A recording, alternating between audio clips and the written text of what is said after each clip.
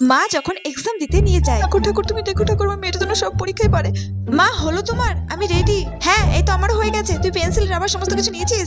হ্যাঁ হ্যাঁ আমি সব নিয়ে নিয়েছি। আচ্ছা খাতাটাও নিয়ে নে, টোটোতে পড়তে পড়তে যাবি। হ্যাঁ আমি খাতাও নিয়ে নিয়েছি। আর তোর হয়ে গেলে এখানে একটু আয়, ঠাকুরের কাছে একটু প্রণাম করে যা। ঠিক আছে আসছি।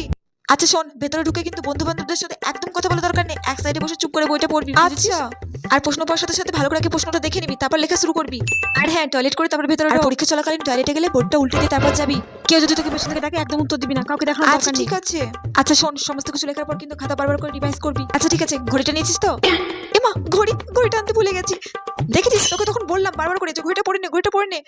এখন সময় দেখা হলে তখন কি করবে?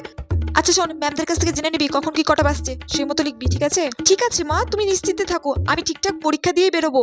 ওদিকে ঘন্টাও পড়ে গেছে। ঠিক আছে দাও। এখন আবার কি দেবো? এই তো কিছুক্ষণ আগে খাবার কিনে দিলাম, আবার পরীক্ষা দিয়ে বেরোবো। সারাদিন শুধু খাই। আরে টাকা চাইছি না, বোর্ডটা তো দাও। ও ভুলে গেছি। ঠিক আছে আমি আসছি। আচ্ছা বাইরে আমি এখানে বসছি।